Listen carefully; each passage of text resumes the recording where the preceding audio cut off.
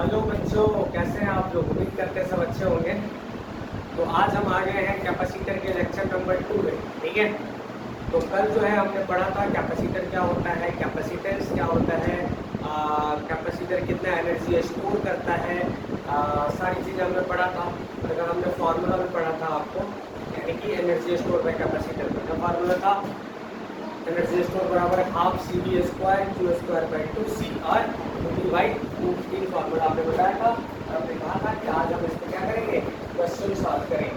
तो हमने बताया था एनर्जी स्टोर जो है, एनर्जी स्टोर बाय कैपेसिटर जो है क्या था जी, U बराबर हाफ सी बी स्क्वायर बराबर था क्यू स्क्वायर बाई 2 सी बराबर 2 बाई 2। ठीक है,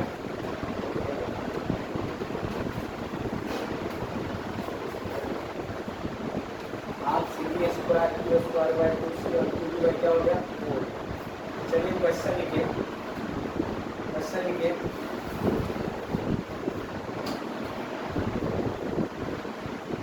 conductor having charge 10 microcoulomb and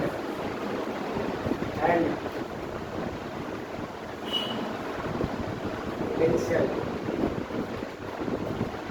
12 volt, then find first capacitance on the conductor, capacitance और कंडक्टर। सेकेंड में था कैपेसिटेंस और कंडक्टर लिखे, एंड सेकेंड में एनर्जी स्टोर बाय कंडक्टर।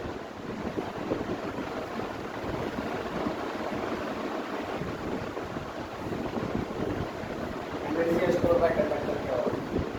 एक कंडक्टर है जिसमें चार्ज 10 माइक्रोकूलम्ब, पोटेंशियल 12 वोल्ट है, कैपेसिटेंस कितना होगा उस कंडक्टर पे और कितना एनर्जी स्टोर करेगा वो आपको निकालना। निकालिए।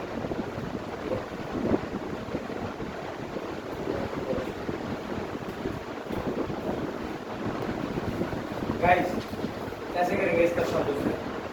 सबसे पहले गिवन डेटा है, कह रहा है कि कंडक्टर है, जो चार्ज है कितना है 10 माइक्रोकूलम्ब, क्योंकि 10 × 10⁻⁻100 हो गया आपका 10 × 10⁻⁻100 कूलम्ब है यहाँ। और क्या दिया हुआ है, पोटेंशियल दिया हुआ है गाइस 12 वोल्ट दिया हुआ है। तो पूछा इसमें कि बताओ क्या पूछा, कैपेसिटेंस कितना होगा। सी बराबर क्या हो जाएगा, ये हो जाएगा आपका सी बराबर 2/3 जो है ना, हो गया क्यू बराबर कितना है 10 × 10⁻⁻100, ये हो गया आपका 12 होगा, ये हो गया आपका 2 हो जाएगा 12 के 96, ये तो सुबह यहाँ से सुबह 100 में दो और कितना हो गया 96 4 0 12 3 36 10⁻⁻6 फैराड हो गया, यानी कि 0.83 माइक्रो फैराड जो है वो आंसर है। ठीक है, ये हो गया कैपेसिटी। आया है क्या? एनर्जी का क्या फॉर्मूला लगाएंगे बताओ, Q/V/2, Q का मान दिया है यहाँ पे 10 माइक्रो, V का मान है 12 बटा 2, इससे कितना हो गया 12 हो गया 60 माइक्रो जूल आंसर। ये बात आया है, ये हो गया आपका आंसर। ठीक है, ठीक है, ये हमारा रिजल्ट हो गया। चलेगा नहीं चलेगा, छाप दीजिए इसको।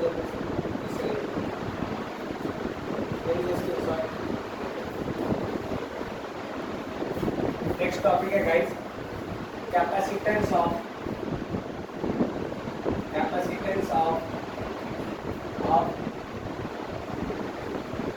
spherical, capacitance of spherical conductor, capacitance of spherical conductor, capacitance of spherical conductor, capacitance of spherical conductor. कोई कंडक्टर है स्फेरिकल कंडक्टर, उसका कैपेसिटेंस क्या होगा वैसे पता करना आपको। जरा ध्यान से सुनिएगा, ये कोई स्फेरिकल कंडक्टर है जिसका रेडियस कितना है r है और उस पर चार्ज कितना है q। हम जानते हैं as we know that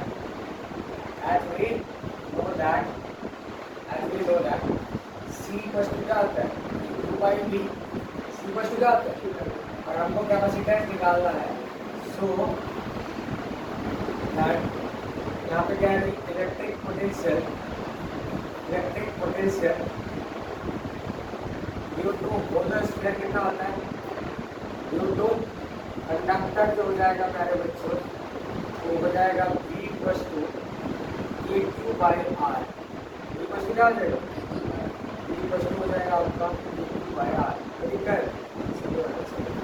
क्या करेंगे इसमें इस इक्वेशन नंबर ए में इसको सब्स्टिट्यूट कर लो तो क्या हो जाएगा इससे हो जाएगा यहाँ से c इक्वल टू कितना हो जाएगा q और ये हो गया आपका q बाई आर हुआ ना q बाई आर। इससे ये पूरा पार्ट क्या हो जाएगा कैंसिल, ये हो गया r बाई क्या आ गया r बाई। एक फार्मूला तो आपके पास डायरेक्ट आ गया, क्या आ गया r बाई k के बराबर, r बाई k के बराबर। अगर k का मान पता है आपको 9 इंटू 10 पावर कितना होता है 9 r होता है रेडियस। एक और चीज़ आ गई c इक्वल टू हो गया r बाई k का वैल्यू क्या होता है ये होता है 1 बाई 4 पाई एप्सिलॉन 0 होता है, यानी कि c इक्वल टू क्या होता है 4 पाई एप्सिलॉन 0 r है कि नहीं है। एक formula capacitance of spherical conductor, ठीक है स्फेरिकल कंडक्टर का जो कैपेसिटेंस है एक फार्मूला आ गया c बराबर कितना है वीडियो में 4 पाई एप्सिलॉन 0 कितना आ गया r के बराबर। तो दिक्कत वाली बात अगर यही मीडियम में अगर किया जाए तो काम हो गया एयर शक्ति, अगर यही मीडियम में अगर रखा जाता है तो याद रहता दिख रहा है ना कि सी मीडियम कुछ कितना दिख रहा है। चलो छापो इसको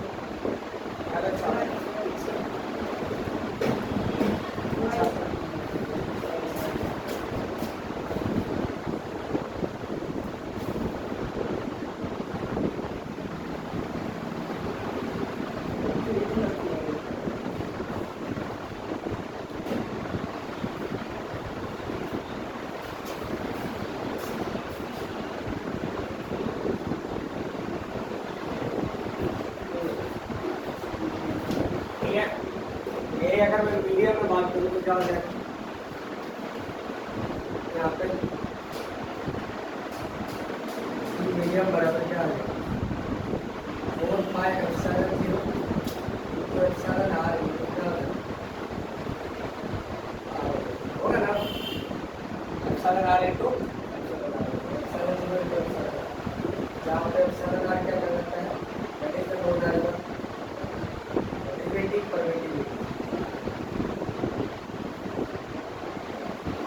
डेरिवेटिव परमिटिविटी के नाम से जाना जाता है। तो गाइस यहाँ पे तो आ गया आपके पास सी एयर या वैक्यूम तो आ गया आपके पास 4 पाई एप्सिलॉन 0 इनटू r है कि नहीं है या हर जगह पे यही मीडियम में अगर बात किया जाए मीडियम में क्या आ जाएगा 4 पाई एप्सिलॉन 0 इनटू हो गया एप्सिलॉन r इनटू क्या आ जाएगा r हो जाएगा। यहाँ से एक सवाल आता है कि अर्थ भी एक कैपेसिटर की तरफ बिहेव करता है, अर्थ विड्थ भी एक कैपेसिटर की तरफ बिहेव करता है कैसे जी। लेकिन यहाँ पे अर्थ भी एक सॉलिड स्फीयर है, एक तरीके से सॉलिड स्फीयर है तो उसमें क्या है कि उसमें कोई चार्ज डिस्ट्रीब्यूटेड है और ये नेट चार्ज स्फीयर है और उसकी वजह से इसका इलेक्ट्रिक पोटेंशियल होता है Q बाई R और इसका जो कैपेसिटेंस है यानी कि earth is also behave like a spherical conductor। अर्थ भी कैसा बिहेव करता है स्फेरिकल कंडक्टर की तरह बिहेव करता है। सो इट हैज कैपेसिटेंस, इसके पास क्या होता है कैपेसिटेंस होता है। So it has capacitance, so it has capacitance. C बराबर क्या हो जाएगा, यहाँ पे सी ऑफ अर्थ हो जाएगा, सी ऑफ अर्थ हो जाएगा, जो हो जाएगा 4 पाई एप्सिलॉन 0 तो क्या हो जाएगा, अर्थ का रेडियस हो जाएगा। यहाँ पे हम 4 पाई का मान होता है 22/7, हो गया 8.85 पूरे 10 के पावर -12। और अर्थ का जो रेडियस होता है वो होता है 6400 किलोमीटर होता है, जो हो गया आपका कितना मीटर हो गया। यानी कि अगर इसको कन्वर्ट कीजिएगा आप लगभग 712 माइक्रो फैराड के बराबर आसपास आएगा। ठीक है, ध्यान रखिएगा। ये कैपेसिटेंस ऑफ अर्थ कितना होता है, अप्रॉक्सीमेटली 712 माइक्रो फैराड के बराबर आसपास आएगा। ये डाउन अप टू नहीं होना चाहिए। ठीक है, 712 माइक्रो फैराड हो गया आपका।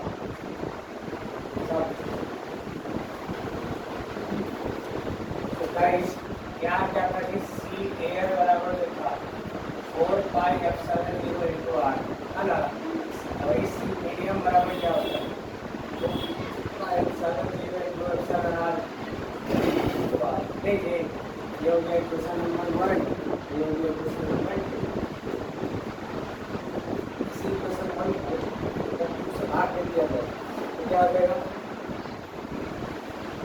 हो जाएगा सी एयर बाई मीडियम बराबर होगा, क्या हो जाएगा,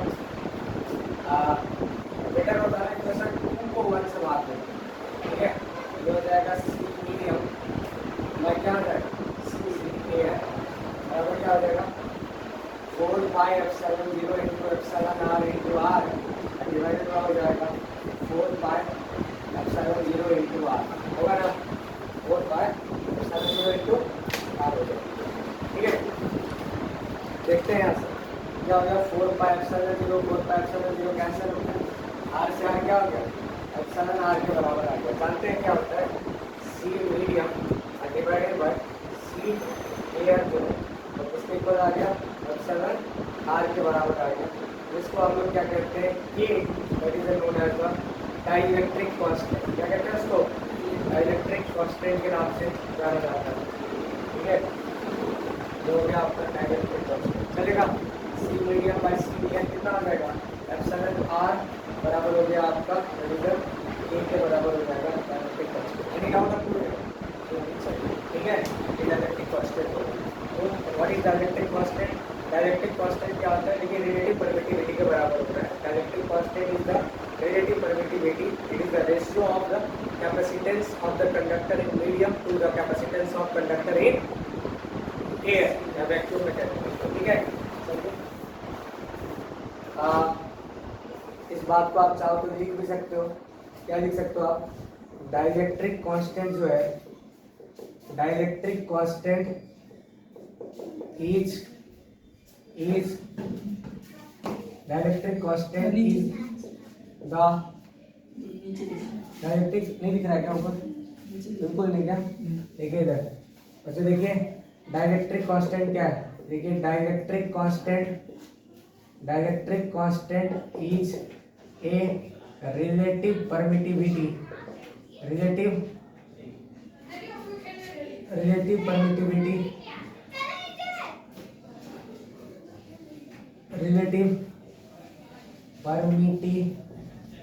permittivity of medium, relative permittivity of medium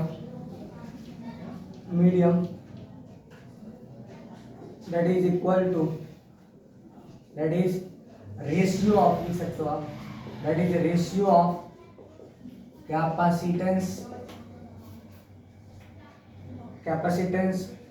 of conductor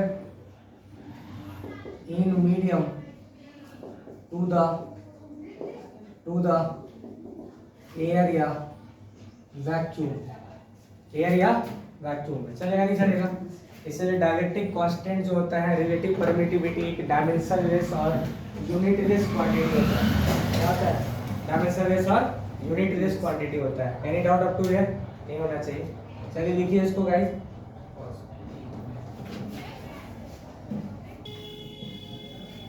ये डाइलेक्ट्रिक कांस्टेंट जो होता है K बराबर एप्सिलॉन r है, इसको हम लोग कहते हैं डाइलेक्ट्रिक कांस्टेंट। क्या कहते हैं जी? डाइलेक्ट्रिक कांस्टेंट कहते हैं।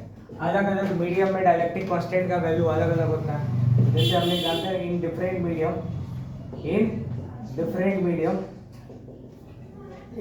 मीडियम वैल्यू ऑफ के जो होता है वो क्या होता है जी? डिफरेंट होता है, अलग अलग होता है।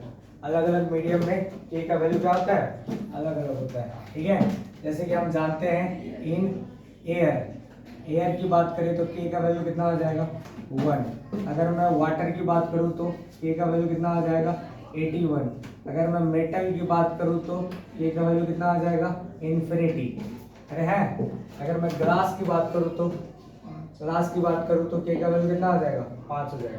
नहीं समझे? इसी तरीके से वैल्यू जो है आपका डिवाइड कर दिया जाता है। एक चीज ध्यान रखिएगा कि जो डाइलेक्ट्रिक कांस्टेंट होता है ये यूनिटलेस और डायमेंशनलेस क्वांटिटी होता है। देखिए डाइलेक्ट्रिक कांस्टेंट जो होता है, dielectric constant is a unitless and dimensionless physical quantity होता है। Unitless and dimensionless physical quantity होता है।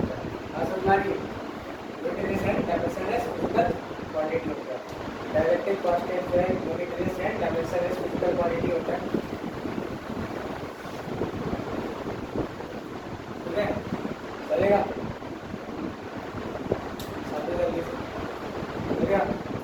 चलिए, हमारी बच्चों पूरा बात क्लियर है, सारी बातें ये हो गया आपका। चलिए हम एक क्वेश्चन ले रहे हैं आपको, उस क्वेश्चन का आंसर हमें बताइए। क्वेश्चन का आंसर हमें बताइए। ऐसा क्वेश्चन लगभग कई बार पूछा जाता है बोर्ड में।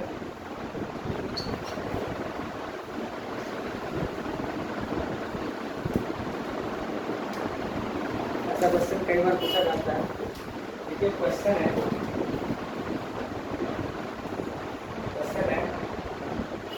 64 identical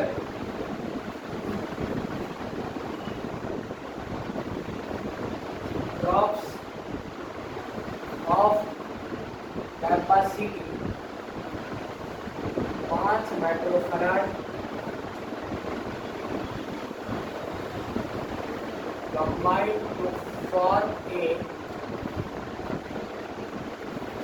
to form a heat drop.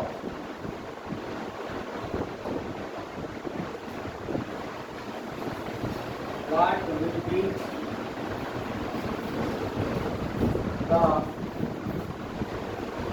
capacity of the heat drop? heat drop का कैपेसिटी क्या होगा? 64 को आइडेंटिकल ड्रॉप है जिसका कैपेसिटी कितना है? 5 माइक्रोफैराड है और कंबाइन करके एक बड़ा सा ड्रॉप बनाया जा रहा है और कह रहा है कि बड़ा सा ड्रॉप है इसका कैपेसिटेंस बताओ कितना होगा? 25 माइक्रोफैराड। ये जो हो गया 4 माइक्रोफैराड, इससे हो गया आपका 164 माइक्रोफैराड और ये जो हो गया आपका 20 माइक्रोफैराड के बराबर। ठीक है, इसको सॉल्व करके आंसर बताना है। क्या होगा? कह रहा है 64 आइडेंटिकल ड्रॉप है जिसका कैपेसिटी कितना है? 5 माइक्रोफैराड होता है। ठीक है, फॉर्म में पीक कैपेसिटी ड्रॉप बनाया जा रहा है उसका और कह रहा है कि बताइए कितना कैपेसिटी होगा बड़ा सा ड्रॉप का। इसमें से बनाइए, तो इस फार्मूला वैसे बनेगा, किससे सॉल्व कीजिए और बनाइए। ठीक है,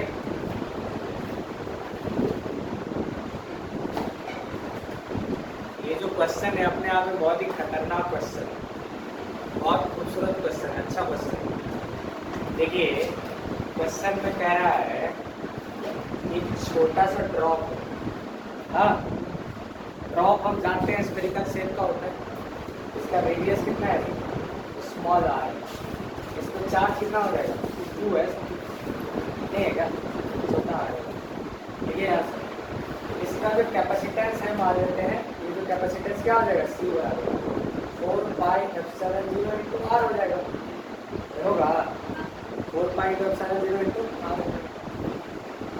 लेकिन कह रहा है कि ऐसा जो है 64 ड्रॉप जो है ऐड कर दिया, मिला करके क्या कर दिया गया जी, छोटा सा एक बड़ा सा ड्रॉप बनाया, इसका रेडियस क्या हो गया, यानी कि पूछा है इसका कैपेसिटेंस बताओ क्या हो गया, सी बराबर जो है 4 पाई एप्सिलॉन 0 इंटू आर का क्या होगा, समझ में आया, सी डैश चलेगा, इसका मान क्या होगा।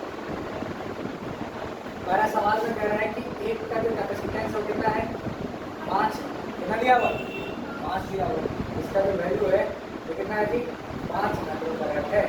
तो बोल रहा है कि बताओ ये बड़ा वाला स्क्वायर कितना होगा, कैसे निकालेंगे भाई। तो हम छोटा आर का मान अपने को पता है, ये कैपेसिटेंस दे रखा है नहीं है, अगर हमको बड़ा सा आर का मान निकल जाए, हाँ इसका वैल्यू डाल देंगे यहाँ पे, तो ये वैल्यू पता है अपने को, ठीक है।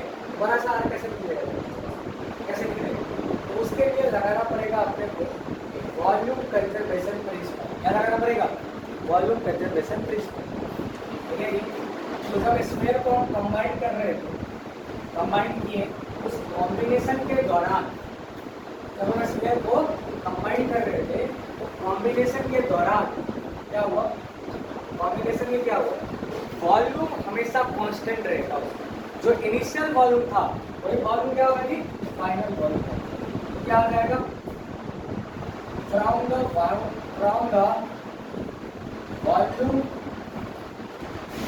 Volume conservation principle, from the volume conservation principle, from the volume conservation principle, volume conservation principle, जो वॉल्यूम इनिशियल होगा, इनिशियल वॉल्यूम जो होगा वही वॉल्यूम कितना आ जाएगा, फाइनल वॉल्यूम के बराबर हो जाएगा। वॉल्यूम क्या होता है स्क्वायर का, 4/3 पाई आर क्यूब, यानी कि कितना वॉल्यूम की 64 गुणे 4/3 पाई आर क्यूब जो है किसके बराबर हो जाएगा, 4/3 पाई आर क्यूब के बराबर हो जाएगा, होगा होगा या नहीं होगा, 64 गुणे 4/3 पाई आर क्यूब, 64 को वॉल्यूम को मिलाने के बाद एक ही वॉल्यूम बना ना, इससे क्या हो गया, इससे जो हो गया आपका 4/3 पाई से 4/3 पाई कैंसल हो गया, बचा क्या 64 आर क्यूब जो है तो कैपिटल आर क्यूब के बराबर हो गया, यानी कि हम लिख सकते हैं 4r का होल क्यूब बराबर कैपिटल आर क्यूब, लिख सकते हैं, लिख सकते हैं। ये कितना हो गया, ये जो हो गया आपका आर बराबर क्या आ गया, 4 इंटू स्मॉल आर आ गया, है या नहीं। हमको कैपेसिटेंस क्या चाहिए, सी डैश चाहिए, देखो तो सी डैश इक्वल टू हो जाएगा 4 पाई इंटू एप्सिलॉन आर, जो आर बराबर कितना है 4r है, बताइए क्या हो गया 4 into 4 pi epsilon 0 into R हो गया। अब बताइए 4 पाई एप्सिलॉन 0 आर का मान कितना दिया है सवाल में, 5 है, तो क्या 4 इंटू 5 माइक्रोफैराड, यानी कि टोटल आंसर कितना आ जाएगा 20 माइक्रोफैराड। कौन सा ऑप्शन है 20 माइक्रोफैराड, समझे या नहीं समझे। किया क्या, एक स्क्वायर को हमने छोटा सा स्क्वायर था, इसका कितना कैपेसिटेंस होगा 4 पाई एप्सिलॉन 0 इंटू आर होगा, इसका वैल्यू 5 माइक्रोफैराड दे रखा है। अब कह रहे हैं कि 64 को मिला देने से एक बड़ा सा बन जाता है, तो बताइए कि नया काम कितना होगा कैपेसिटर, तो हम जानते हैं कि नया का कितना हो जाएगा 4 pi epsilon 0 into capital R. अब कैपिटल आर जो हो जाएगा यहाँ पे, तो ये देखो 64 को मिलाएंगे तो 64 आर हो जाएगा क्या, नहीं 64 आर नहीं होगा।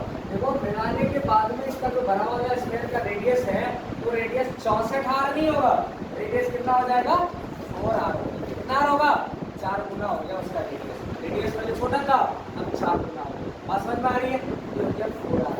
फिर यहाँ से हमने कर दिया और आंसर लेके आ गए, समझ गए बच्चों, ये था आपका सवाल, ठीक है। अच्छा हाँ, कॉपी कर लीजिए, किसी को डाउट है तो पूछिएगा आप।